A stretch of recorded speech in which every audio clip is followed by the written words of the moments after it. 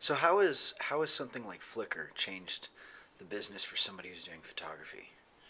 We haven't utilized Flickr that much at this point. We've been doing more Facebook and Twitter and trying to do like a everyday and ongoing story on Facebook. That I think that I'm not familiar with other people doing that, but I'm utilizing some of my art and computer graphics to do like a journey through different paths. Okay. And so you might see that on the stream of Facebook and go, what the heck's he doing? Yeah. How's this out of context? So lately I've been putting like two in a row, two posts right after one another, so people can get an idea that they're interconnected. Okay. But they all flow together actually, so it's a couple months worth of work flowing together. So what's interesting too, kind of how this started and how we met was you walked into Quirk and handed me a calendar of the recent work that you did. Yeah. So obviously you're using the social media to be able to publish your work, show examples, and tell a Right. story. Yeah. But there still is this component of you actually being on the ground, both of you, going in and building relationships. Right. How do you approach that? Like, do you have do you try to meet X number of people per week, or do you attend certain networking events, or? Well, yeah, we do the networking events, and then we go see different clients, or we might go to another city and drop off portfolios and see people there. And Okay. also via the web, too, just going, hey, look at our site at LinkedIn. We've got different slideshows there that show both corporate photography and high-tech photography. So we Okay. try to invite people to look at that. And then Pam does a great post every couple weeks or week or so that shows different work that we're doing, and she writes that and puts that together. Okay. I've been I really kind of launched us into our social media campaign about a year ago with saying, okay, let's get on LinkedIn, and then it was Facebook and Twitter. Actually, I think it was Twitter and then Facebook. And then in May of last year, I launched our blog. Okay. And so I do all the writing, and he supplies me with the images, of course, and then we do our blog posts as frequently as we can. And we get good replies from that. I don't know that we can track ROI at this point from Yeah. our blog or any of our social media, and I know that's a real issue for people that are launching social media Yeah. campaigns.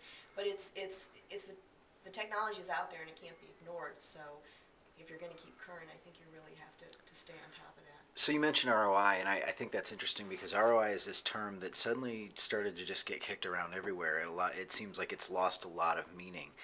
To your point, these are communication tools, and so you can measure baseline growth, but measuring the investment comes in the long term.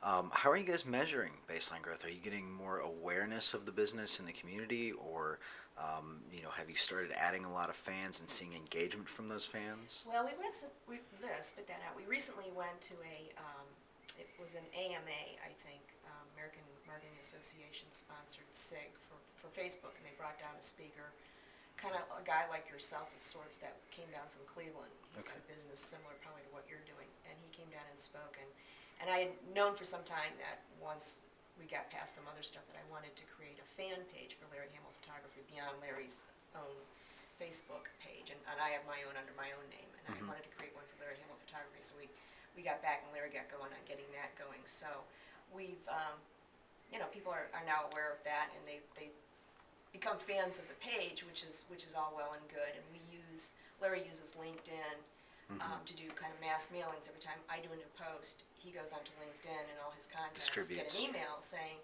Okay.